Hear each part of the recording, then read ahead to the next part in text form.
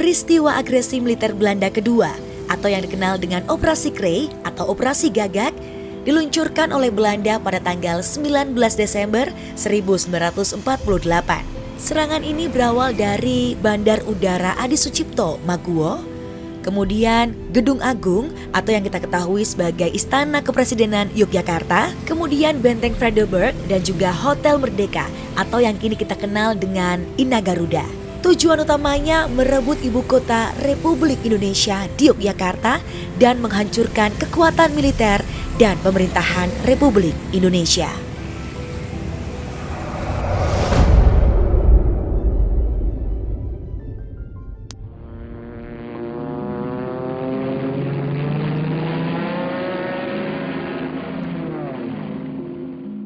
Peristiwa agresi militer Belanda kedua atau yang dikenal sebagai Operasi Krey dilancarkan oleh Belanda pada 19 Desember 1948. Tujuan utamanya merebut ibu kota Republik Indonesia di Yogyakarta dan menghancurkan kekuatan militer serta pemerintahan republik.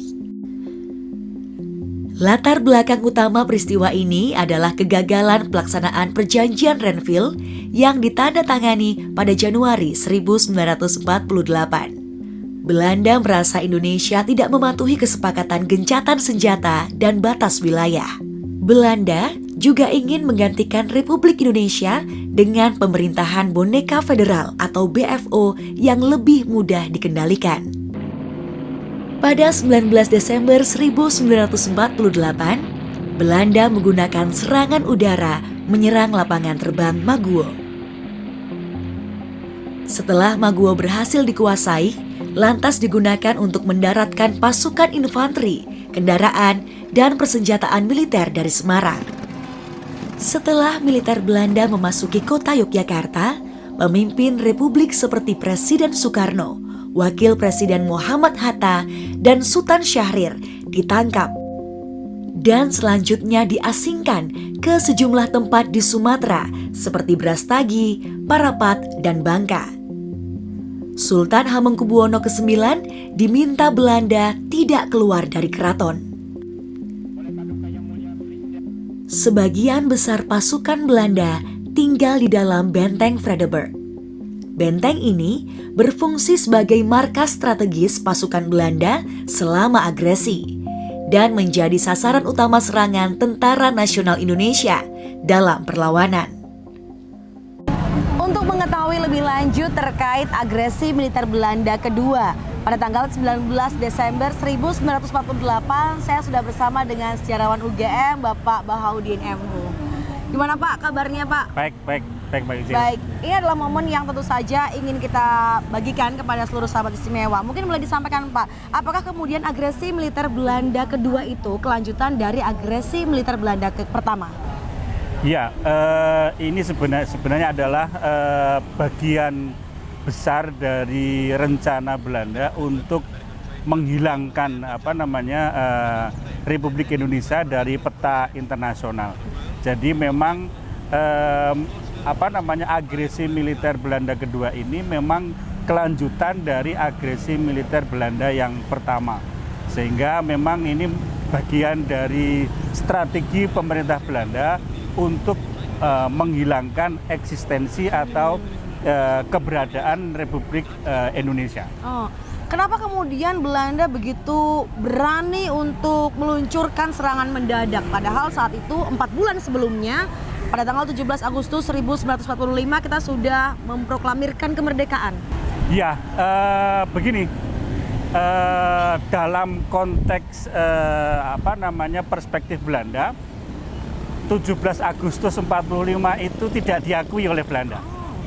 Jadi dalam kerangka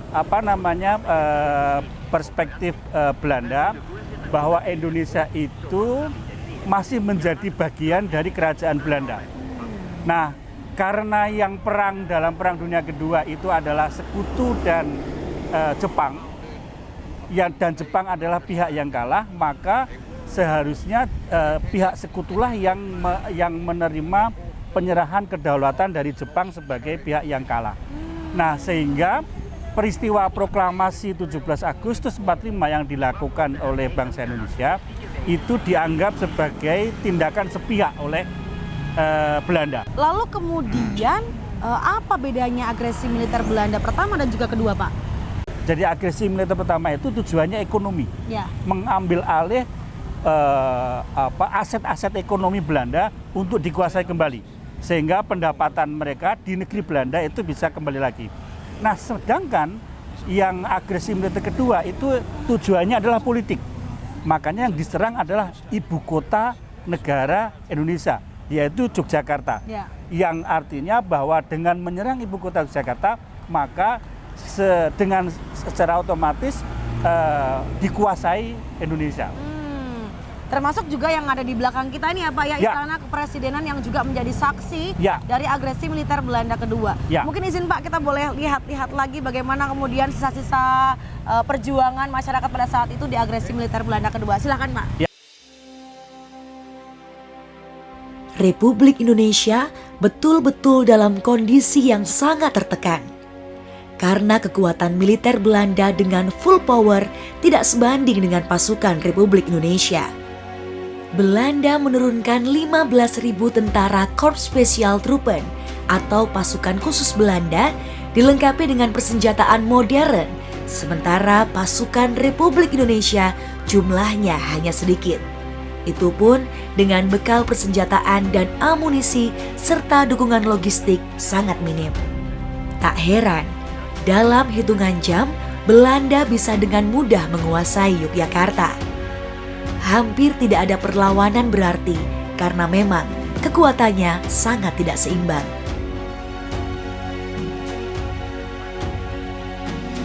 Di agresi militer Belanda kedua, para pemimpin, presiden, wakil presiden dan juga tokoh lainnya diculik atau ditangkap begitu. Mengapa demikian, Pak? Ya, karena memang tujuan tadi sudah saya katakan, tujuan dari agresi militer Belanda kedua kini adalah politik. Oleh karena itu maka sasarannya adalah ibu kota Republik Indonesia yang pada waktu itu di Yogyakarta. Nah, begitu mereka sudah bisa menduduki ibu kota Yogyakarta, maka pertama yang mereka jadikan sasaran adalah para pemimpin Republik ini, yang pada waktu itu kantornya ada di depan kita ini, di Gedung Agung ini. Jadi Soekarno, Hatta, Haji Agus Salim, Syahrir, dan beberapa menteri yang lain kemudian pada waktu itu ditangkap oleh komandan Belanda namanya Van Langen dan kemudian dibawa ke Sumatera. Ada yang kemudian ke Brastagi, ke Parapat, kemudian yang lain ke Bangka dan ke Belitung. Lalu dengan kondisi yang demikian, bagaimana kemudian respon ataupun perlawanan TNI Jogja dan juga masyarakat pada saat itu, Pak? Ya, sebenarnya kekuatan antara militer Belanda dengan militer Indonesia tidak seimbang pada waktu itu. Karena Belanda menggunakan Korps Spesial Truppen, jadi pasukan khusus Belanda, itu sebanyak 15.000 tentara yang dengan segala kekuatannya, dengan segala senjata beratnya, dengan mudahnya kemudian dalam hitungan jam saja kemudian bisa menguasai Yogyakarta. Dan hampir-hampir tidak ada perlawanan dari militer Indonesia pada waktu itu. Karena memang kekuatannya tidak seimbang antara militer Belanda dan militer Indonesia pada waktu itu.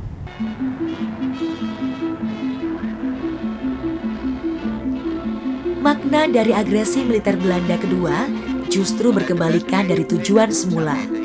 Jika semula, agresi adalah suatu tindakan militer untuk menundukkan Republik Indonesia, namun justru semakin mempersatukan dan membulatkan tekad semua komponen bangsa untuk mempertahankan kedaulatan Republik Indonesia yang berpuncak pada serangan umum 1 Maret.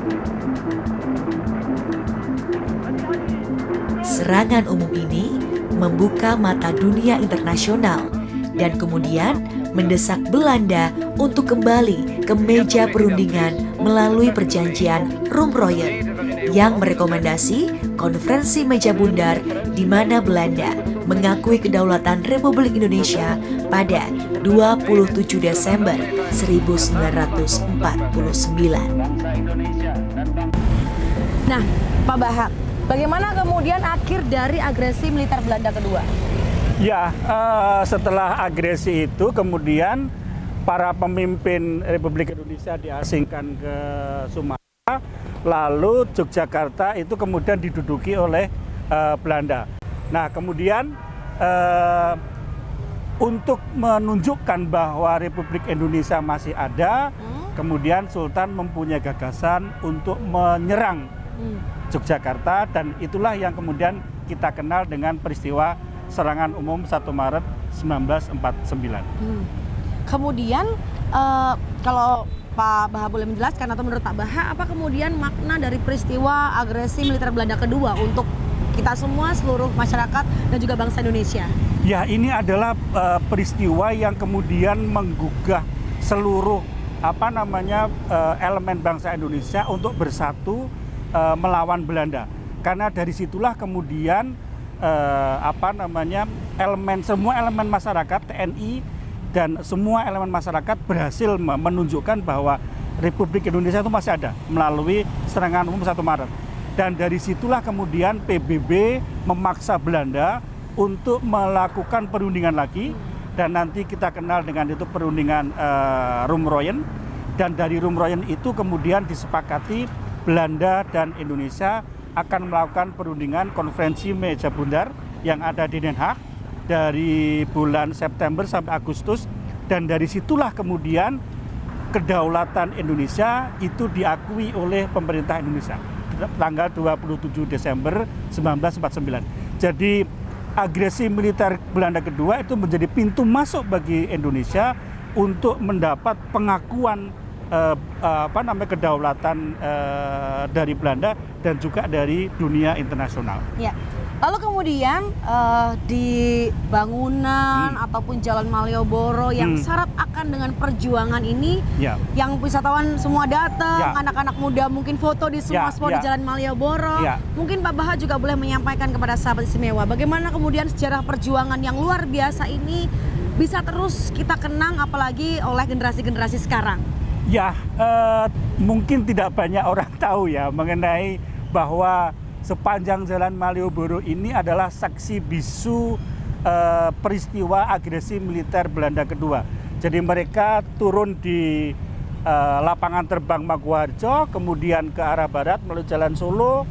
Nah, kemudian dari Tugu, kemudian tentara Belanda ke arah selatan menyusuri jalan Mangkubumi, kemudian Malioboro, dan menguasai wilayah tempat-tempat strategis termasuk hotel The Grand Hotel atau Hotel Merdeka, kemudian juga Hotel Tugu, kemudian Benteng Vandenberg sebagai markas Belanda, dan kemudian yang terakhir adalah ke Istana Presiden untuk menangkap Presiden, Wakil Presiden, dan juga para menteri.